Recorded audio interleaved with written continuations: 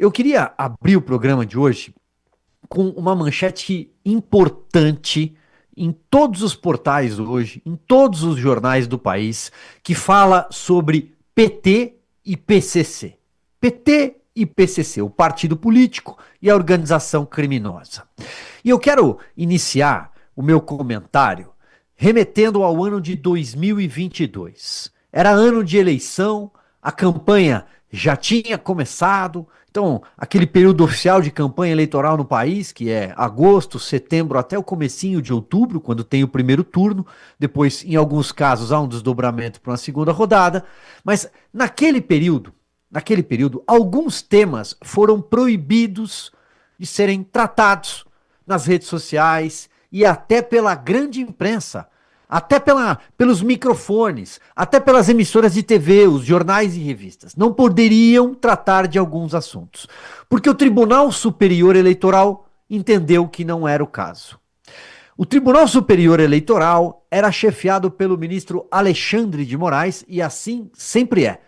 O TSE, ele é administrado, chefiado, liderado por um dos 3 representantes do Supremo Tribunal Federal em rodízio. São 7 cadeiras, tem integrantes do STJ, da advocacia, mas a presidência sempre fica em rodízio pelos integrantes do STF.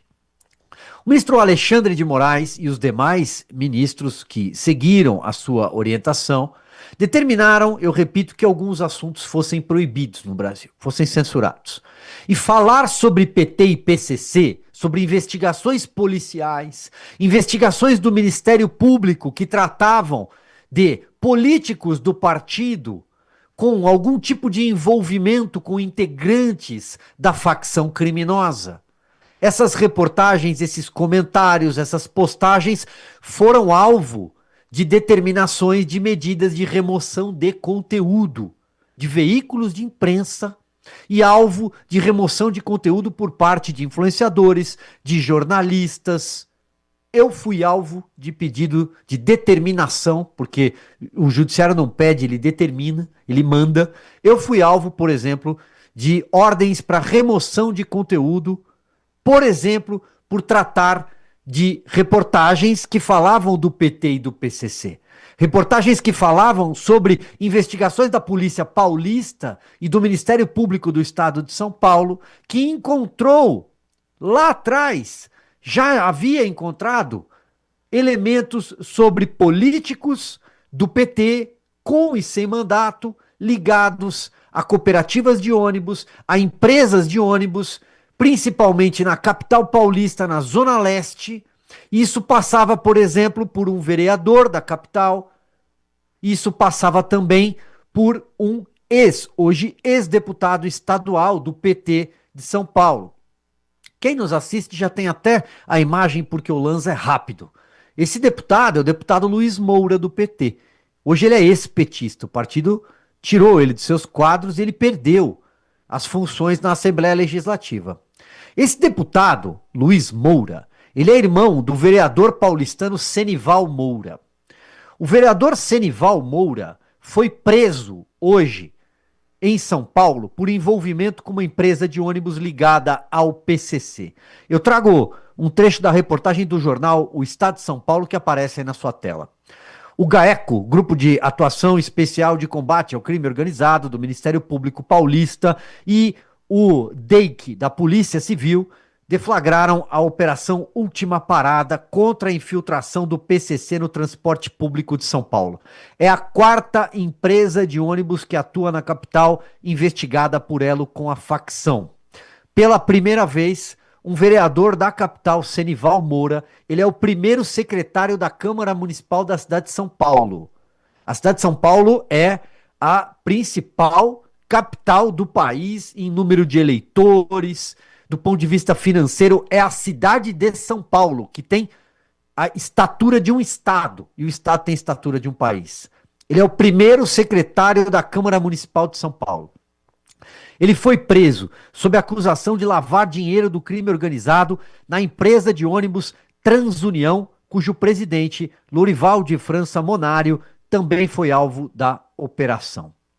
Bom, nós estamos falando de uma cifra de 194 milhões de reais. É claro que tem outras cidades também nas buscas e apreensões nessa operação. Nós estamos falando de uma frota enorme de ônibus e também isso passa por bloqueio de bens com imóveis, passa por embarcações. Quero agora trazer também aqui a capa da revista Cruzoé de 2022 que aparece na sua tela. A capa da revista Cruzoé é a edição 219. Diz: precisamos falar sobre o PCC. Inquéritos sigilosos mostram como a facção criminosa se aproximou de integrantes do PT e avançou perigosamente sobre a política. É fundamental que o assunto seja debatido e esclarecido na campanha eleitoral. A reportagem da Cruzoé é assinada pelo jornalista Cláudio Dantas. Um trecho de uma das investigações está estampado na capa da revista. E diz ali, num dos trechos, é um relatório, claro, relatório de investigação, é o GAECO, é a Polícia Civil, e diz ali, tendo em vista que as campanhas políticas são extremamente caras, Senival Moura precisava de recursos financeiros para se lançar neste novo projeto. Assim, o crime organizado foi seu primeiro financiador, oportunidade em que dois criminosos alcunhados como Cunta, já falecido, e Alexandre Gordo, que está preso, estava na época, né? Há muitos anos, encarregaram-se de ir à frente na tomada de recursos para a campanha de Senival. Bom, reportagens como essa, e como nós mostramos agora há pouco, um print de uma reportagem da Folha de São Paulo, porque a Folha de São Paulo tratou sobre o assunto naquela época, foram alvos de censura, foram alvos de representação. A reportagem da Folha diz: TSE, vê se a gente tem condição de colocar, Lanzai. TSE tira do ar conteúdos jornalísticos, fala em fake news e dá combustível a Bolsonaro. Essa reportagem é de outubro de 2022, tá? A reportagem cita o portal R7, o antagonista que reproduzia esta reportagem, entre outras, da revista Cruzoé, uma reprodução feita pela Jovem Pan, um post, né, um perfil da Gazeta do Povo, e tem ali também aquela clássica fala do Marcola referindo-se à política. Bom, eu me alonguei demais, mas para concluir. Em 2022, falar sobre PT e PCC foi tema proibido. Agora, o que nós assistimos hoje é uma operação que prende o vereador justamente que estava lá naquelas reportagens de 2022 que foram censuradas. Além de ser proibido dizer que Lula era amigo de ditador, além de ser proibido classificar, chamar, como quiser, Lula de corrupto, de condenado, além dessas coisas todas, também foi proibido tratar de PT e PCC. Em 2026, com um vereador preso do PT, poderemos tratar sobre PT e PCC? Desculpe por me alongar. Olavo, passo para você, depois ouvi o coronel Gerson Gomes também, mas eu precisava lembrar dessa história para mostrar o que aconteceu em 2022.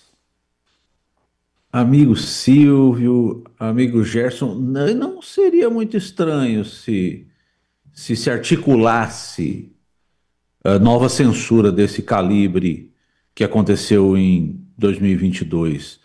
Mas vamos entender. Quando nós falamos, amigo ouvinte, em vereador e ônibus na cidade de São Paulo, dá a impressão assim, mas é um vereador, né? Não, não.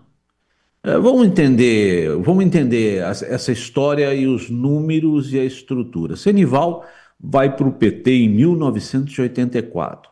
PT raiz. Ganha corpo como vereador várias vezes, passa a liderar dentro da vereança o segmento do transporte público. Ali na Transunião, que já não é uma coisa muito simples, né? Houve um desvio de dinheiro lá em torno de 2020, Senival e outra pessoa teriam desviado o dinheiro. Esse outro diretor, vamos chamar assim, coordenador, experimentou a morte pelo desvio do dinheiro. A punição do crime organizado para ele foi a morte. Senival teria sido poupado desde que ressarcisse todo o dinheiro desviado. Isso consta das investigações. E se tenta bloquear algo em torno de 194 milhões de reais. É importante entender agora o tamanho dessa crise, o tamanho dessa empresa. A TransUnião opera aproximadamente 600 ônibus dentro da cidade de São Paulo, o que dá 5% dos ônibus da cidade. 12 mil ônibus operam na cidade. Amigo ouvinte, 600 ônibus. Tem cidades, talvez a maioria não opere um volume desse de ônibus. Aí você fala, pô, mas 600 ônibus, Olavo, nós precisamos entender, é importante nós entendermos o faturamento. O quanto representa o faturamento de 600 ônibus. Cada ônibus, por dia, fatura de maneira bruta algo em torno de 3.500, 4.500 reais. Esse universo de 600 ônibus gera um faturamento de 2 milhões, 2 milhões e 140 mil aproximadamente por dia. Agora vamos avançar um pouquinho mais para entender a complexidade das empresas de ônibus em relação ao crime. Eu não quero ser técnico nesse comentário, eu tenho uma finalização importante da representatividade, mas se nós não dimensionarmos, se nós entendermos que é só um vereador simples, nós não vamos entender o tamanho desse negócio. 2 milhões por dia. As empresas de ônibus, amigo ouvinte, são bastante utilizadas para fraude devido à sua forma de cobrança e à sua forma de fiscalização no volume de passageiros. A cobrança é à vista, inadimplência zero. Observa, empresa de ônibus não tem inadimplência, porque a cobrança é à vista. Se não pagar, não entra. Simples, não viaja. Pois bem, isso é algo interessantíssimo e muito valioso. Segundo ponto, a contagem dos passageiros, ela não ocorre de maneira muito precisa, ela é estimada. Isso abre um leque, e soma esse fator a 2 milhões de reais, a 2 milhões e 140 mil aproximadamente por dia. Soma tudo isso. Você tem um número, uma forma ineficaz de fiscalização, um valor gigante, o que permite esquentar dinheiro com uma facilidade gigante também, no mesmo volume. A estrutura é perfeita para o crime, a estrutura é muito utilizada. Enfim, desde antigamente, eu não vou falar o nome, mas você vai lembrar de um certo político que atuava ali defendendo empresa de ônibus no passado. Enfim, deixa para você lembrar. Essa é a estrutura perfeita. E o vereador utilizou, segundo a investigação, segundo a acusação, essa estrutura perfeita dentro de uma cidade do tamanho de São Paulo. Repara que não é pouco e repara que não é pequeno. O que ficou pequeno nisso tudo foi a divulgação desse representante do PT ligado ao crime organizado no formato que eu falei, envolvendo o óbito, no formato das notícias, envolvendo assassinato de coordenador de empresa, perdão pelo crime organizado desde que devolva. Isso merece uma investigação um pouco mais estruturada. E é simples entender porque a investigação deve se aprofundar e ser mais estruturada. Quantas pessoas foram caladas para que esse esquema de corrupção ficasse em pé? Quantos fiscais foram calados? Quantos outros vereadores podem ter sido calados? Quantas outras pessoas foram caladas? E quem se beneficiou desse vínculo? O PT se beneficiou desse vínculo? É uma pergunta e uma pergunta muito lícita. Demanda investigação. O caso que aparenta na primeira leitura ser simples é bastante grave, muito grave, e eventualmente pode ter resvalos políticos. Sem dúvida, vou passar para o Gerson e até o pessoal no chat que divide o programa com a gente. Gerson, Olavo lembra, né, que transporte público e lixo em prefeituras e PT é assunto antigo. Né? Santo André, Campinas, Ribeirão Preto, a história é antiga, Gerson. Pois é, você sabe que a história é antiga e não só esses serviços públicos que são obviamente terceirizados, contratados, né? As prefeituras não têm as suas próprias companhias mais de coleta de lixo, como antigamente a gente tinha a Conlurb, que eram empresas estatais, e da mesma forma o transporte, eu me lembro também das empresas municipais de transportes em várias cidades do país. Isso, com o passar dos anos, esses serviços foram sendo terceirizados.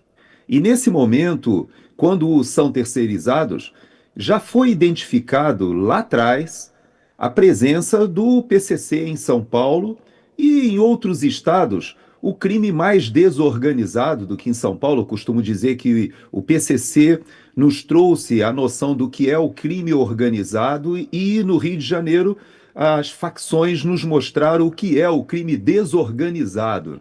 E esse crime organizado em São Paulo, a bem da verdade, eu entendo a sua provocação de agora, Silvio, em relação ao PT. Mas eu não posso perder a oportunidade de ter você no programa, junto com o Olavo, que, aliás, eu não saudei com o meu boa tarde, que é um privilégio estar com ele na bancada. Mas vocês dois são duas pessoas que conhecem essa história do passado. E eu vou ler para vocês a primeira menção que eu vejo do PT num veículo assim de maneira pública ao PCC. Ela data de 18 de maio de 2016. O Partido dos Trabalhadores usou seu perfil oficial e verificado no Twitter para atacar o ministro da Justiça. Que ministro da Justiça era esse? O Alexandre de Moraes, ministro da Justiça de Michel Temer. E é interessante que ele foi chamado nessa publicação, que depois foi apagada pelo PT, mas ainda tem nos arquivos do Google, o pessoal tem o print, mas chamando o seguinte de golpista, claro, golpista porque ele era um ministro do Temer, o Temer à época era chamado de golpista, né? Agora, a segunda parte do Twitter, ou do tweet da época que foi publicado, dizia que ele era golpista e advogado do PCC. Opa, peraí. Quer dizer que esse presidente do TSE que você se referiu, Silvio, que vedou o debate ou a associação ou trazer para o debate político a influência do crime organizado, do primeiro comando da capital, e hoje em dia já não somente do primeiro comando da capital, o Rio de Janeiro e outros estados nós temos o Comando Vermelho e outras facções também já pagando não somente a eleição de vereadores, mas já avançando para deputados estaduais, como no Rio de Janeiro, e avançando até sobre o poder judiciário, pagando juízes, desembargadores. Há quem diga que esses grupos já pagam até mesmo os estudos de alguns que estão nas escolas de magistratura prestando concurso. Tamanha a influência. Mas eu queria retornar, Silvia, porque você falou do PT, mas o PT lá atrás, ele tinha esse perfil de acusar o PSDB de ser a casa do golpista e advogado do PCC. Não podemos esquecer que a origem de Alexandre de Moraes é justamente de São Paulo, quando estava no seio do PSDB, foi secretário, inclusive, em São Paulo, e paira sobre ele algumas suspeitas que, quando ele foi nomeado ali em 2017, já praticamente um ano depois dessa publicação de 16, e ele é nomeado ao STF, o PT novamente se levantou contra essa nomeação. Novamente o acusou de ser advogado do PCC. Como é que é isso, Silvio? Explica isso aí para nossa audiência. Afinal, o PCC é do PT, é do PSDB, é do Lula ou do careca do Master, o Xandão? Olha, pior é que a gente ainda tem outro detalhe, tem o Teatro das Tesouras hoje em dia que a gente entende a dança entre, né, das PT e PSDB, mas fato é que PSDB administrou, Gerson, o governo de São Paulo por mais tempo, foi o partido político, o grupo político que permaneceu mais tempo à frente do Palácio dos Bandeirantes. Qual foi a facção criminosa que se espraiou em São Paulo nos últimos anos? O PCC. Então, quem coordenava o governo? O PSDB. Quem eram os secretários ligados ao PSDB? E aí, o PT tem, por outro lado, uma série de investigações em prefeituras, agora estou falando de prefeituras. Por exemplo, Santo André, no ABC Paulista, o prefeito Celso Daniel morreu em janeiro de 2002, mas naquela época já pairavam problemas com transporte público. Para citar um problema, tá? Tem lixo, como disse. Ribeirão Preto, gestão de Antônio Palocci. Campinas, gestão de Toninho, morto na véspera do 11 de setembro. O 11 de setembro das Torres Gêmeas. Tony, problemas também. Então, o PT teve problemas com prefeituras investigadas e ali os contratos ligados a facções criminosas. E o PSDB, por sua vez, foi o governo onde o PCC encontrou terreno para sua expansão. E tem ainda aquele episódio de 2006, governo Geraldo Alckmin, quando uma trégua, Geraldo Alckmin e depois Cláudio Lembo, né, para ser bem preciso aqui na periodicidade, a questão do Cláudio Lembo que assume o governo, o vice. Mas houve um acordo com o PCC. Houve um acordo com o PCC por um cessar-fogo, porque unidades militares da Polícia Militar estavam sendo atacadas. São Paulo viveu dias de pânico e terror. Talvez o Olavo queira complementar com a memória desse período, e já ouvi o Olavo falando sobre esse período também, Gerson. Mas não sei se respondo exatamente os pontos que. Mas eu Não, imagino que foi tem a questão ótimo. das. Não, é sensacional a sua intervenção. Eu quero até ouvir o Olavo também. Por quê?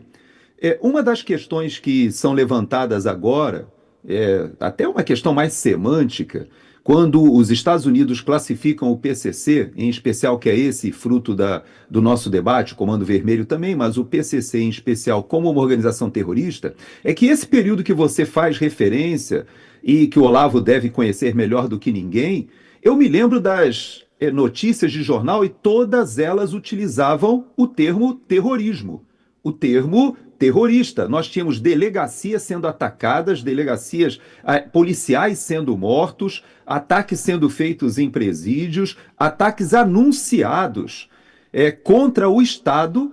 E eu posso até dizer que se houve um acordo, como você está dizendo, que quase todo mundo reconheceu que de repente tudo se pacificou e queriam saber como foi feito isso, é porque houve um acordo entre o Estado e esse para-estado criminoso que ameaçava a segurança pública. Então você veja como o tempo passa, Silvio, e esses assuntos vão caindo no esquecimento, mas parece que em período eleitoral eles ressurgem.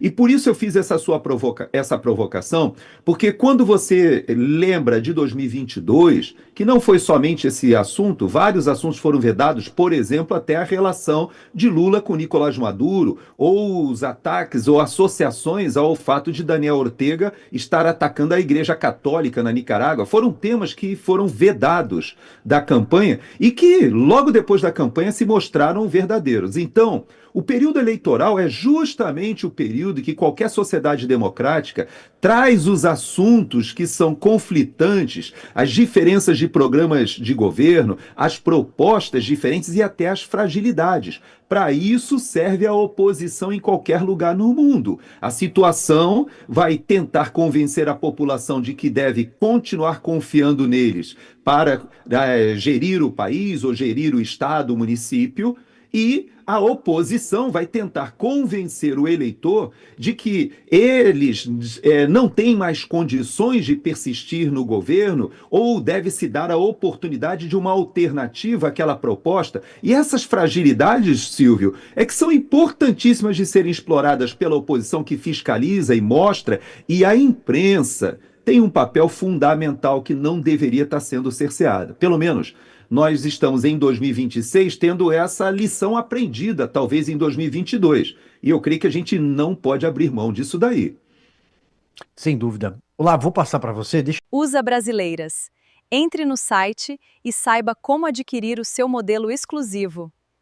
Para mulheres de bom gosto e que são femininas. USA Brasileiras, o seu chinelo perfeito.